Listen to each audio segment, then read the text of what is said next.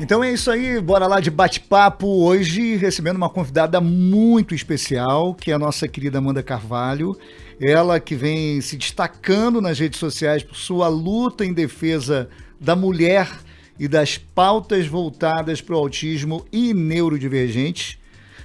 E nós vamos falar um pouquinho dessa luta, né? Tem muita coisa para falar, mas vai ser bem legal. Boa tarde, Amanda. Boa tarde, Bruninho. Antes de qualquer coisa, muito obrigada pelo convite. Eu fico muito feliz de estar aqui falando sobre um assunto que é tão sensível, né? E que precisa de muita visibilidade e que tem sido muito politizado recentemente, né?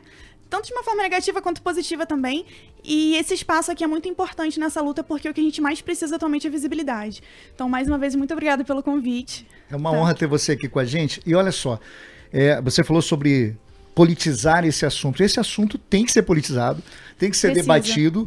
O que não pode se fazer é essa política barata, né, que fazem por aí, de gente que não tem vivência alguma, que não sabe o que quer ser uma mãe atípica, né, nesse país e sobretudo aqui na cidade. E eu falo um pouquinho disso e me sensibilizo porque eu também sou pai atípico. Eu tenho uma filha, minha filha ela é nível 2 de suporte e a gente sabe o que a gente enfrenta. E eu, quando conheci o teu trabalho, te acompanho na internet, eu falei, meu Deus, jovem com uma história muito forte, né? Você vive um drama há muito tempo, uma luta que está na pele e você retrata exatamente aquilo que, como mulher, né, muito forte, diga-se de passagem, apesar de parecer tão jovem, tem desempenhado. Eu sou muito jovem. Eu tenho 22 anos, né? 22 anos. Isso, e eu tenho um filho de 2 anos, né? Eu sou a mãe do Thomas. O Thomas é uma criança cega. O meu filho, ele perdeu a visão devido a um erro médico e desenvolveu outras comorbidades por conta dessa falha médica, né? Então, eu ainda sendo muito jovem, eu fui apresentada a essa vida, essa luta atípica desde muito cedo. E quando eu me vi nesse cenário, eu me vi sem muitas referências dentro da política pública, dentro do setor da saúde, me vi com profissionais desqualificados para lidar com a condição deles. E nisso eu fui conhecendo outras mães, fui fazendo a minha própria rede de apoio para eu me sentir inclusa naquilo, não me sentir tão sozinha. Porque quando a gente fala sobre autismo hoje em dia, nós temos muitas famílias que vivenciam o autismo, mas o autismo e a deficiência visual, isso é muito pouco falado porque é uma minoria ainda mais seleta, digamos assim, né? E aqui em Teresópolis eu fui conhecendo ao longo desse tempo outras mães, outras famílias que têm filhos com deficiência visual. E quando a gente fala sobre inclusão, a gente fala muito hoje sobre o autismo, mas a gente também precisa se lembrar que existem outras síndromes, outras comorbidades, outras deficiências. E quando a gente fala, né, sobre a politização da luta atípica, nós temos o lado positivo e o lado negativo, como você falou. Você, como pai atípico, você sabe que existe um lado bom na politização porque nós ganhamos visibilidade, nós vemos a luta atípica como um problema estrutural, porque quando esse problema ele é enxergado como uma questão pública, nós conseguimos melhorar a estruturação, a visibilidade, transformar isso como um caso de saúde pública, como inclusão na educação, né? E conseguimos transformar isso como um todo. Até porque o autismo ele só foi reconhecido como uma deficiência em 2012, com a Lei Berenice Piano. Antes disso, eram consideradas pessoas doidas, com transtornos psíquicos, né?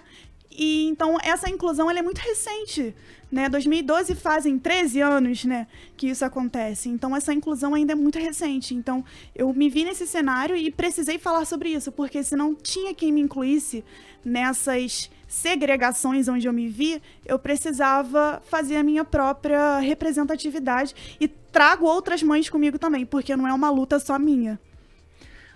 Amanda, vamos falar um pouquinho do Thomas. Ele tá com que idade agora? Hoje o Thomas tem 2 anos e 10 meses agora. 2 Ele ainda é anos um e 10 bebezão. meses. Você é estudante de direito, mãe, tem que juntar isso tudo. Pois é. A sua luta, né, o seu trabalho. Sim. E além disso, né, tem que lidar com esse desafio. Ele tem necessidades especiais por conta do problema visual. É difícil demais lidar com isso tudo, né? É difícil. Eu entrei na faculdade aos 18, mas assim que eu me vi mãe, e principalmente quando eu recebi o diagnóstico do meu filho, assim como tantas outras mães, eu me vi exclusa do mercado de trabalho. Eu tive que abandonar os meus estudos. Então, quando a gente fala sobre a maternidade atípica, por isso que a gente fala sobre a politização, porque existem pessoas que usam desse discurso como uma luta própria e transformam isso, às vezes, até em partido político, bandeira de partido político, nos usam como escada e nisso deslegitimizam a luta de pessoas que verdadeiramente vivem isso. Então, quando a gente fala sobre maternidade atípica, existem muitos problemas que vêm atrás disso. Por isso que eu falo sobre a mudança estrutural. Porque assim como eu fui expulsa do mercado de trabalho, eu precisei abandonar os estudos, então a gente entra numa vulnerabilidade econômica. Nós que somos mães atípicas, não existe um dado oficial, mas estudos, reportagens e pesquisas apontam que de 70% a 90% das mães hoje em dia, assim que recebem um diagnóstico de um filho neuroatípico, de um filho autista ou com uma síndrome, uma condição, né, atípica, elas são abandonadas pelos pais. Então, quando a gente fala hoje sobre família atípica, normalmente nós estamos falando sobre uma família que é formada apenas por uma mãe. Então, existem tantas problemáticas por trás disso que a gente precisa transformar essa luta atípica como um problema social mesmo. Não é algo que tem que ser falado em momentos específicos do ano, como na eleição. Ele tem que ser falado diariamente, porque a deficiência ela não existe só naquele momento. A gente vive a deficiência todo dia. E ser mãe atípica é muito difícil, porque nós recebemos o não antes dos filhos. Então, nós recebemos o não quando a gente procura uma educação que não tem o preparo devido, quando a gente procura a saúde e não tem um médico capacitado, quando a gente procura assistência terapêutica e não encontra.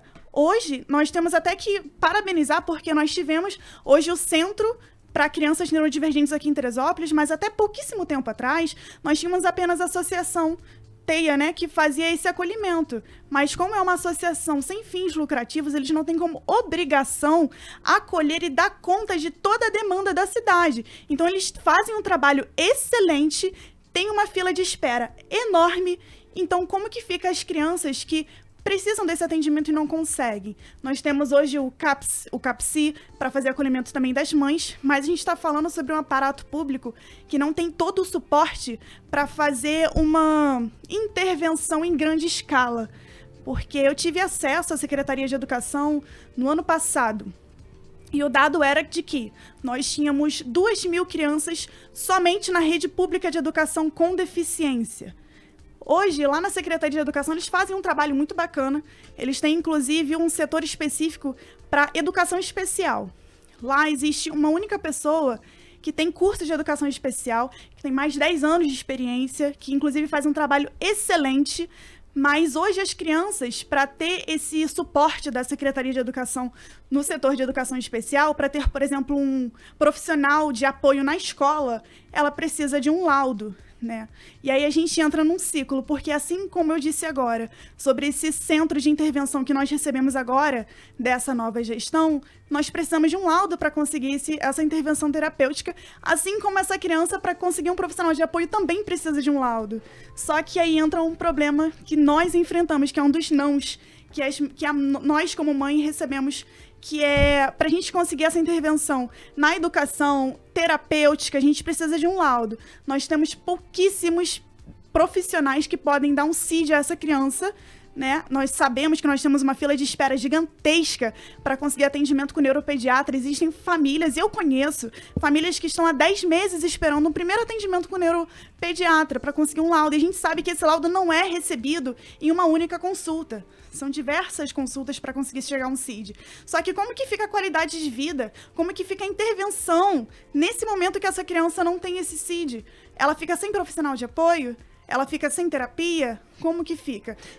Amanda, a gente vai falar disso com calma. Olha só, a gente já percebe, né? E aí tem toda uma ansiedade para falar de todos esses problemas. Muitos problemas, né? A gente percebe na tua fala, e a gente percebe que tem um grau de emoção muito grande nisso, porque você não só vive isso, mas compartilha com tantas outras mães.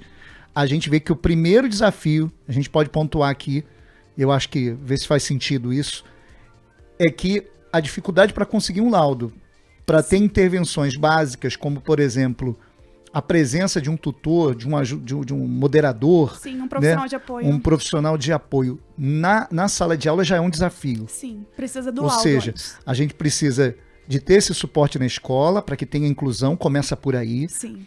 A gente precisa, além disso, para fazer as terapias, a gente precisa desse laudo, e para conseguir as terapias é um outro desafio. Então, já já nós vamos falar de todos esses e deve ter mais aí. Muitos. Né? Você está acelerada para tentar falar tudo, o Infelizmente. tempo é curto, mas é importante e a gente sempre vai querer pessoas como você aqui para estar relatando isso e ser voz de tantas mães. Nós vamos para um intervalo rápido, né, Aninha? Já já a gente volta para pontuar cada um desses pontos aí e falar um pouquinho mais sobre isso, tá bom? 14 horas e 49 minutos, você está aqui na Tere FM hoje num papo muito especial com Amanda Carvalho, que é mãe atípica e está trazendo para a gente informações muito importantes de alguém que vivencia isso. Então bora lá, Amanda. Quais são esses desafios que uma mãe atípica enfrenta? Você começou falando sobre essa dificuldade toda de conseguir um neuropediatra. Exato. É porque falar sobre os desafios são tantas pontas soltas que ficam no assunto que a gente fica meio perdido do que é mais ou menos importante dizer. Fato é de que Teresópolis tem política pública. Nós tivemos um grandíssimo avanço esse ano, que foi trazer esse espaço para crianças neurodivergentes. Só que se eu tenho essas políticas públicas como profissional de apoio na escola, como eu estava dizendo, que hoje é oferecido no programa Operação Trabalho, e temos esse espaço para intervenção com multiterapias, né? E para conseguir essas duas políticas públicas, a gente precisa de laudo. É como se eu tivesse uma escada faltando alguns andares. Então, a gente precisa ter uma maior facilidade para conseguir acesso ao médico, que é a porta de entrada para todas essas políticas públicas. Esse é o grande problema. Grandíssimo problema. Você falou em 10 meses, pode passar de um ano para conseguir uma consulta. A primeira consulta. Primeira consulta, olha. Para conseguir o primeiro atendimento. E aí a gente tem essa dificuldade para conseguir essa primeira consulta. Isso não é uma opinião, é fato. Se você fazer uma pesquisa na rua de mães, existem mães que estão há meses esperando. E para conseguir um laudo é uma construção, uma conexão médico-paciente. Então, para a gente conseguir um laudo, conseguir um CID, demora meses. Só que nesse tempo que essa criança está esperando por esse laudo, ela fica sem nenhuma intervenção. Então, a qualidade de vida cai. A situação agravando. Agravando. Né? Algumas crianças podem piorar, agravar muito, né? Inclusive subir o nível de suporte. Sim, sobe o nível de suporte. A gente tem hoje também, com o avanço nas pesquisas, tem o autismo regressivo, né? Que você ganha novas habilidades e você perde. Então, a gente precisa dessa porta de entrada mais facilitada, porque é como se ela estivesse trancada. Como que a gente vai ter acesso ao profissional de apoio, ao espaço com intervenção, ao hipismo, que agora é uma grande conquista para nossas crianças aqui em Teresópolis, se a gente não consegue o laudo? É extremamente difícil você conseguir desenvolver o laudo. Então, a gente vê muitas famílias que se endividam pagando por um médico particular, pagando um plano de saúde, muitas das vezes sem poder pagar, porque nessa questão no SUS peca. E não eu tô falando de um problema só municipal, é um problema nacional. Mas aqui em Teresópolis é uma cidade com tanto potencial, e eu vejo pessoas querendo tanto fazer mudança, então se eles ouvissem um pouco mais a nossa dor, a nossa angústia, de repente isso melhora, e essas políticas públicas serão ainda mais efetivas, né? Então a primeira coisa é focar, você entende que a primeira coisa é focar nessa consulta, é um desafio também para atualizar, né, o laudo. Sim. Ainda tem isso. E é uma questão absurda, né? Porque quando você recebe um laudo de deficiência, você não deixa de ser deficiente ao longo dos meses, né? Então, é um pouco descabível você ter que atualizar um laudo de uma deficiência permanente. Inclusive, parece que é necessário agora para esse novo centro, que a prefeitura inaugurou há alguns dias, é necessário que tenha o laudo atualizado, não é isso? Sim. Tanto e quem não conseguiu nem o laudo, ou seja, não tem como, tem um diagnóstico, né? A princípio, tudo indica, o pediatra às vezes já identificou que a criança tem necessidade de um atendimento específico, mas não consegue o laudo. E esse problema não é especificamente do centro de intervenção. Para conseguir, por exemplo, o cartão de ônibus com gratuidade para a pessoa com deficiência e seu acompanhante, também precisa de um laudo médico atualizado. Por exemplo, vou dar um exemplo meu pessoal. Meu filho que tem deficiência visual total, ele não tem percepção de imagem alguma. Se ele recebe um laudo, vamos supor, um ano atrás, o último laudo atualizado dele, e eu vou renovar o cartão de ônibus, se tiver fora da validade de 6 meses, então ele deixou de ser deficiente visual? Ele deixou de perder esse direito? E tem reclamação de muitas mães que perdem até o direito ao transporte, né? Que é garantido por lei. Depois disso, vamos lá. O primeiro passo é a questão da consulta, do atendimento médico, do diagnóstico. Segunda questão é a questão das escolas. É necessário desenvolver um trabalho com gente qualificada, você estava falando com a gente aqui. Exato. Treinada para poder fazer essa moderação, dar esse suporte. Exato. Como eu disse, a Secretaria de Educação tem um trabalho maravilhoso, tem o setor da educação especial, com uma pessoa que está à frente, que é extremamente capacitada, que dá o suporte às crianças que estão na escola. Meu filho, inclusive, recebe uma atenção da Secretaria de Educação atualmente que eu não tenho do que reclamar. Mas o ponto é que eu venho falando há muitos meses e eu já cheguei a falar na Câmara dos Vereadores e volto a repetir. Hoje, as nossas crianças com deficiência que são cuidadas na escola, elas recebem atenção de um trabalhador ofertado pelo Programa Operação Trabalho, e são pessoas que estão em vulnerabilidade social e elas não recebem nenhum tipo de preparo. Então é uma coisa urgente, não é uma opinião de uma mãe, é urgente. É um problema escancarado de que esses trabalhadores precisam receber algum tipo de capacitação para aprender a lidar com as crises, para aprender a lidar com a forma com que aquela criança se adapta ao ambiente escolar, os barulhos, a entender como que aquela criança funciona. Cada criança é individual, mas se eles não recebem nenhuma orientação básica geral, por mais básico que seja esse preparo, ela fica perdida. Então é ruim para a criança, é ruim para o trabalhador, é ruim para a creche ou para a escola, para o sistema ali, que não consegue desenvolver essa criança, e é ruim para nós que somos pais, que ficamos com aquela insegurança de que, será que meu filho está sendo bem cuidado? Será que ele vai ser bem acolhido no momento de crise? Será que ele vai desenvolver tanto quanto as outras crianças? Porque inclusão é muito difícil a gente falar sobre isso, porque não é só você misturar aquela criança no meio das outras. Ela tem que aprender tanto quanto as outras. Então, não é seletivar a forma de aprendizado, é você adaptar com que aquela criança acompanhe também, sabe? Então, a gente precisa trabalhar essa questão da capacitação dos trabalhadores do POT. Tá certo. Outro detalhe também importante é que, como você falou, muitas mães são mães solos, né? Sim. O maridão não bancou, o Roque abandonou a família tem inúmeras dificuldades, a mãe tem, sobretudo, inúmeras dificuldades, falta assistência psicológica, a gente sabe que essas mães precisam ser ajudadas do ponto de vista psicológico, não é fácil ter um filho TEA, um filho neurodivergente. Existe algum suporte hoje para essas mães, no sentido de dar o apoio, de dar uma ajuda, enfim, de ter o tratamento que é necessário? Então, o cuidado necessário com essas mães? Não voltado para fazer essa assistência nessa escala que a gente precisa. Hoje a gente tem o CAPS, que tem o atendimento psicológico. Eu mesma já precisei desse atendimento, porque eu não lidei muito bem ao receber o diagnóstico do meu filho. Eu tive depressão aguda, tive burnout maternal, que muito pouco se fala sobre isso, né?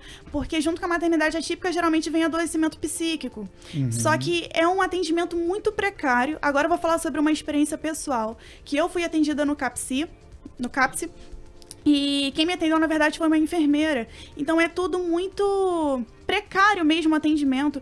Muitas das vezes falta profissional, ou não sei se às vezes estão sabendo disso, mas muitas das vezes quando a gente chega para receber um atendimento, a gente não tem aquele profissional. A fila de espera também do psiquiatra, na última vez em que eu pessoalmente procurei ajuda, me fui informada que havia 800 pessoas na minha frente. Então pensa o quanto tempo a fila de espera acontece e como que fica o adoecimento dessa mãe ou desse pai, mas geralmente é a mãe, sabe? Como que fica essa ansiedade, essa depressão? Porque se a gente se dedica tanto a cuidar do nosso filho e falta o cuidado com a gente, esse cuidado ele tá incompleto. Porque quem cuida de quem cuida? Ou se uma pessoa que está sendo mal cuidada, como que ela vai dar todo o cuidado que uma terceira pessoa precisa? Então a gente precisa dessa atenção psicossocial a essas famílias neuroatípicas, né? Porque, infelizmente, o CAPS não consegue dar conta de toda a demanda que tem. Tá certo. Ana, quer comentar alguma coisa? Quer falar alguma coisa sobre o assunto? Sei que você está sempre muito integrada. Não, pelo que ela está falando, realmente é o passo a passo, né? É a escadinha que precisa estar com o degrau ali para poder acontecer, para você pisar e avançar para a próxima etapa, né? Então, a política de atendimento, de acolhimento e atendimento, suporte, que você está falando, é o atendimento para quem cuida, o atendimento para a pessoa que necessita do cuidado e as etapas, né, para que elas se completem e cheguem à sua finalidade. Parece que está havendo dificuldades nesse caminho, nesse caminhar. Sim, é uma escada faltando degrauzinhos, né? É exatamente assim que eu vejo a educação, a saúde, a estrutura municipal no geral. suas considerações finais, a gente tem 40 segundos. Bora lá. Bom, eu acredito fielmente que essa gestão tem vontade, sim, de melhorar as coisas. E a minha sugestão como mãe seria com que eles ouvissem ainda mais a população, porque é muito complicado você opinar as melhorias de uma pessoa que se solidariza com a causa. A gente precisa ouvir quem realmente vive, porque o melhor termômetro para uma gestão é ouvir a população, e a gente tem muito o que dizer. É isso aí, tá dado o recado. Adorei conversar contigo, Amanda. Muito obrigada. Sou fã, acompanho lá seguidor lá no Instagram, gosto muito do seu trabalho. A gente precisa de mães como você, que despertem esse interesse, essa vontade de se comunicar, de falar, de contar as dores e também de buscar soluções. Eu acho que não é só uma coisa de reclamar, mas dizer, olha, tem um caminho, a gente já sabe qual seguir, e aí cabe ao poder público, né, acolher, agregar essas informações. Exato. E colocar em prática isso que a gente espera. Muito obrigado pela sua participação. Muito obrigada, eu que agradeço. Obrigada mesmo. Vamos ter outras vezes. Ana, muito obrigado também, tá? Pela sua paciência todos os dias aqui. Imagina, tô aqui pra isso. Tá muito bom. Gente, olha só, você vai ficar ligado aí na Vibe de Terê, curtindo com Ana Paula Alves. Agora sim. Tá bom, gente. Ó, nossa tarde volta amanhã, sexta-feira, ainda temos mais um programa, né, Bruninho? Então, a partir das 2 da tarde. É isso aí. Um abraço. Terê!